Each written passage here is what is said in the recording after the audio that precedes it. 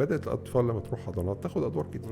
طبيعي كل ما صغر السن خبرات الجهاز المناعي بتاعته محدوده، فبتلاقي الادوار كتيره جدا. طفل بيروح حضانه تلاقي كل اسبوعين 3 دور، كل اسبوعين 3 دور. طب في قلق وساعات في يعني سوء استخدام الادويه، وناخد مضاد بقى ونريح نفسنا، ده حراره، وحراره يبقى فيروس عادي بس لا حراره 39. وطبعا دي بتعمل ذعر غير طبيعي اللي بنسميها الفيفر فوبيا او الفوبيا من الحراره. طبعا نروح الحضانه في سن مبكر قوي او الاختلاط او كلام بيعلي الاحتماليه دي. لو رحنا وفي امكانيات ان انا الطفل يغطي بقه لما يكح او نلبس ماسك، مفيش مشكله نلبس ماسك.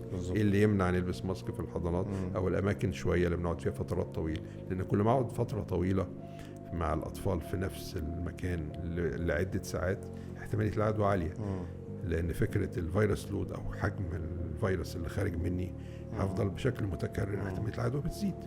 فالوقايه مفيش مشكله لو مضطر تودي حضانه او طبعا بس بيودي حضانه لاسباب يعني واهيه انه مثلا يتعود على الاختلاط، انه مثلا ما يخافش من الناس، انه يتكلم بدري.